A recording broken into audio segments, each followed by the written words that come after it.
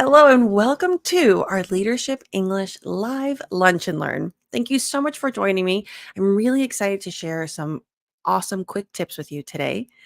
Let me know in the comments where you're from.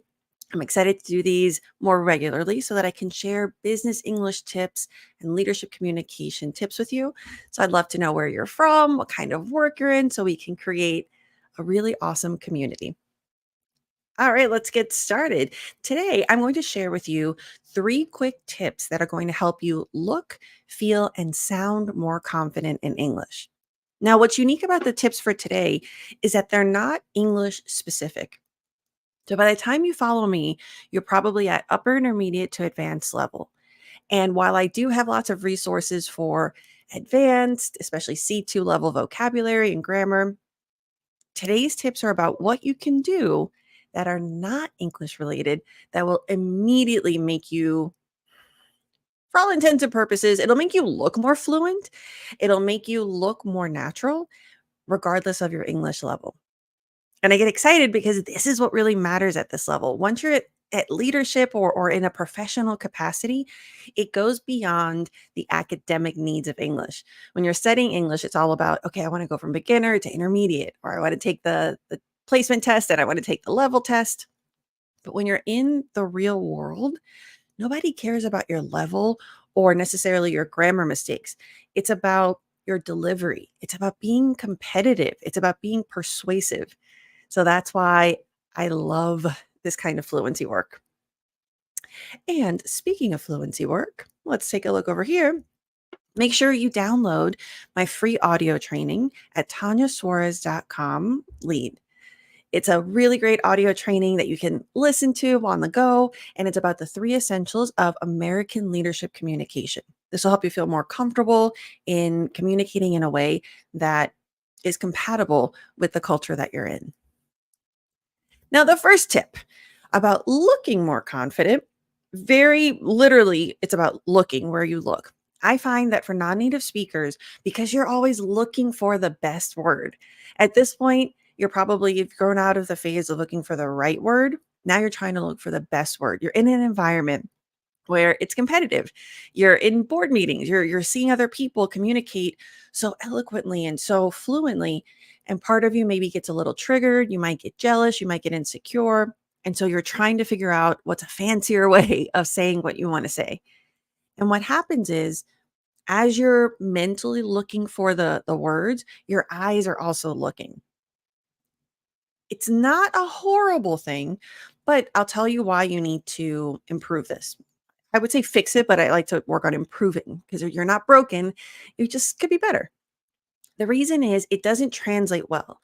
So while your eyes are looking around for the right words, you know, and I know, and this is what I do with my clients in my leadership program, we know that you're looking for the English. Your audience, however, is going to perceive that as you looking for the expertise or the knowledge. So what that's going to do is it's going to cause your audience to trust you less. They're going to think maybe you don't know as much as you should for that position.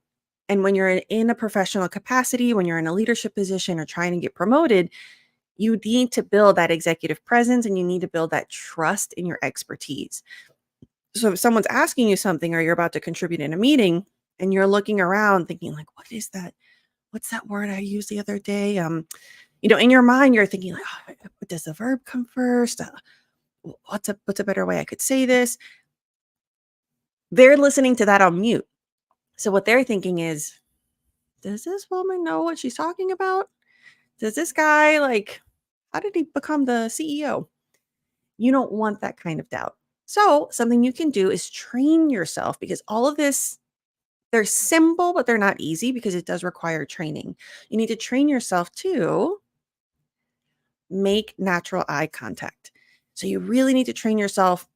And if you come from a culture where eye contact is not the norm, this is going to take extra training because in American culture, we love eye contact. That's how we connect. That's how we establish trust and confidence. So depending on your cultural background, this might require even more effort. So you want to make natural eye contact. And another tip that's going to really help you is you want to relax your forehead, this area, because when you're thinking, let me make myself bigger. When you're thinking, whenever I coach, I always watch my clients because there's this like the anxiety and the thought process manifest into a really tense facial expression. And that's going to, again, add to the perception that you're maybe not as confident about your expertise when really you're just probably thinking about sentence structure. So you want to relax your forehead and relax your shoulders. As a non native speaker, the amount of tension that you carry in your shoulders is unbelievable. This is probably why you feel back pain, neck pain, and get headaches because you're speaking English all day long at work. And if you're not mindful of the physicality of that, it can lead to a connection, a subconscious connection that English equals tension. So check in with your shoulders frequently. You're going to look more confident. And this is actually going to feed into you also feeling more confident. So you want to make natural eye contact. Now, a really great tip when you have virtual meetings is you want to put your notes under the camera. If you're in a Zoom or a meetup or whatever, you want to put the visual of what you're looking at under the computer camera. Because and I'll find this myself, I have to remind myself, especially when you have a meeting with several people, I try to move whoever the speaker is or put it in speaker mode because otherwise it's going to look like you're doing this the whole meeting. And that again feeds into the unnatural eye contact. Even though technically you're looking at them, it doesn't look like it. So this is something I've done for myself because everything I do is virtual. It's what I help my clients with. You want to train your eyes to be on the camera more often. And it's going to feel a little weird because if the person speaking is in the Zoom square over here, you want to look at them somewhat, but you also want to keep bringing your eyes up to the camera. If you're in the leadership position, this is going to make you look like you're very much involved, like you're very much paying attention. That's going to elevate that respect, that virtual executive presence. All right. Relax your shoulders. Okay, so the next one is about sounding more confident.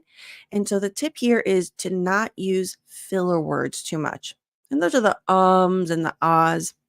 You also want to catch yourself as a non native speaker. The reason your training is even more unique than when a native speaker takes leadership communication courses is because you might still be using filler words from your native language. So, for example, if you're a Spanish speaker, you might, when you're using filler sounds, you might say bueno, um, instead of So you first have to train yourself. You have to learn the filler words so you can use them somewhat because using filler words is natural. It's using them excessively that takes away from the confidence. So you first need to realize what are the filler words you're using in your native language? What are the filler words that Americans use, which are mostly and And then are you using them too much? And all right, but this is why it's worth investing the time to train yourself. Okay. So now that you know that the American filler words are and the main point in your conversations where it's impacting your confidence and your perception of being confident is at the beginning. So when you're responding, when you're starting to speak, train that first. And eventually you can start taking them out of other parts of your speech, but it's the beginning. And so that's what you want to really focus on. So when you're about to speak, instead of using a filler word, I want you to breathe. So take a breath. And we can try something simple, right? Like even if it's just how are you today? I'm good. I'm good. It's that nervous energy and when you're in a leadership position, when you're in a professional setting, you want to be calm and confident. So take a breath. It doesn't have to be inhale, exhale. You're just going to inhale. Well, instead of use well at the beginning especially, and it's going to give you the same time that you want to calm down, but it's going to sound a lot more natural and confident. So notice a difference if I don't apply these tips and if I do. Again, simple, how are you today? I'm good, thanks. How are you? Or how are you today? Well, it's a pretty good day, thanks. How's yours going? So even by stumbling a little bit, already there's so much more confidence and personality. So make sure you breathe before you speak. Usually that will take the place of the filler word you were going to use, but if you still need a little more time, I recommend using well at the beginning. It's going to have a great impact on you sounding and looking more confident.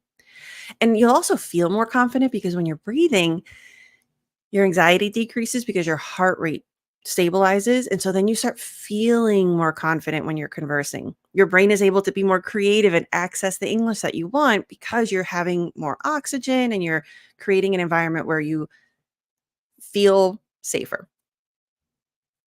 Hi, Sharif. All right. The next one we want to do here, our last tip for today is don't answer immediately. So, this is what we were practicing before.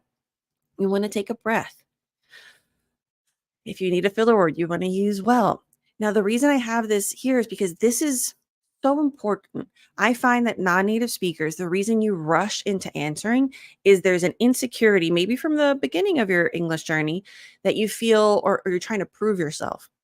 The faster you answer, the more fluent they think you are, the more they'll trust that your English is good enough. But when you're at this level of English, once you hit intermediate to advanced, and you're using English professionally, whether you're in a leadership position or in another professional position, answering immediately leads to nervous energy. Also, you're not taking what that tells me as the coach in all this. That tells me that you probably spent the time when you should have been actively listening, you spent it rehearsing or planning what you want to say. This is horrible. This is where you fall into the trap of, I feel like I'm still translating from my native language into English, or I feel like I can't like listen and think of it's too much trying to think of the right structure. So this is one of the hardest things to train yourself to do because it's undoing a habit you've had probably for years, if not decades. You want to it in order to not answer immediately, it starts with when the other person's speaking, when their lips are moving, your lungs are working. So you're breathing. Because you're breathing more, you're actively listening. Just listen to them. Just take in their words, take in their message, take in their story. You need to start trusting yourself at this level. Trust yourself that you can come up with the right answer. And I'm telling you, this is one of the hardest things I'm going to ask you to do. But stop planning in your head what you want to say next while you should be listening. Trust that you have enough English, that now you have the breathing technique, the filler technique to take your time and answer well. It's so hard. I know it's going to feel like, no, but if I plan it, my response can be better.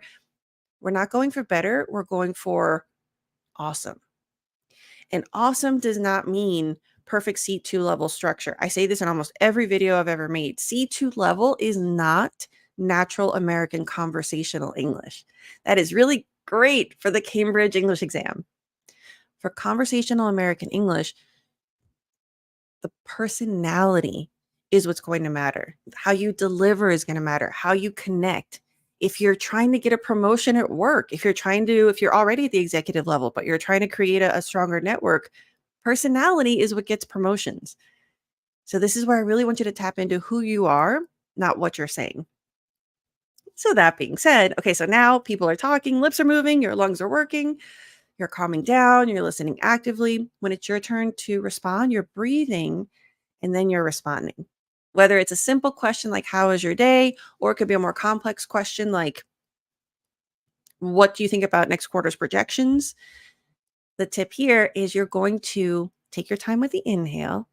And if you need more time, instead of, I want to give you the comfort of knowing that you have a tool that you're using so that you can actually let go and listen actively. When you're listening actively, I want you to tell yourself, if I need more time or if I need more information, I can ask. Especially in a leadership position, I respect leaders who ask follow-up questions and really get the information that they need and make it a team effort before giving their opinion or giving their solution. So it also works from a leadership standpoint. So if you need more time or if you need more words or information, ask follow-up questions. So even at the projection, like, what do you think about next quarter's projections? Well, I have some thoughts on it, but I'm curious what you think. Tell me what you think will be the blah, blah, blah. So you can get more feedback from your team. A lot of times, this is a great technique as well. When there's a problem, you want to And you can practice. You can have like your list of go-to questions because in your work context, you're going to have a lot of the same topics come up in meetings. You can prepare your 3 to 5 standard follow-up questions and practice them out loud so that when you need them, you feel comfortable. But when being asked for a solution, I always recommend from a leadership standpoint, practice the follow-up questions to see, ask them what they've done, what they think, because you're also teaching critical thinking skills. You're training your team, understand how they process issues. And if that is not in alignment with how you or your company want them to process things, you start fixing that and you start teaching them how to think through problems. It can feel a little bit annoying because sometimes you think, I have the solution, I'm just going to give it to them. But this is what happens when I work with managers and they're like, oh, my team is too codependent on me. And I'm like, yeah, because when they have issues, you don't teach them how to solve it. You tell them or you solve it for them. So by incorporating this technique of asking follow-up questions, it also helps you be a better leader. You understand how, so you practice questions like, tell me what your thoughts on what do you think how we should move forward? What has the team done up to now? Why didn't that work? What do you think could work? So then you understand where the team is and how they do things. And then you can constructively, not critically, but constructively say, okay, I see why you tried that solution. When we have this kind of issue, I want you to try X first. And this is going to help you pay attention to this, and this. So however you want them to do it, you're going to show them how to think critically, show them how to follow a process that is more in alignment with how you want them to solve the issue, and then also contribute and give them the solution that they need in the moment. So this is where all of these confidence techniques also make you a better communicator and a better leader.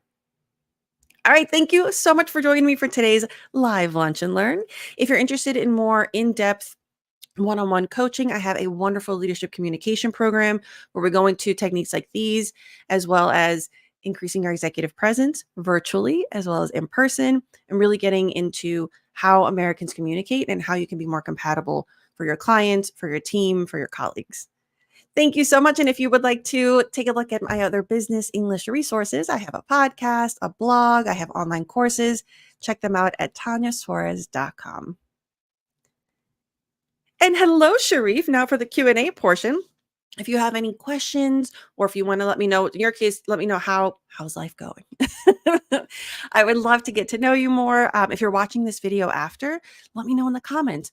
Where are you from? Do you use English all day for work? Or maybe you're in a company where only sometimes you'll have meetings in English.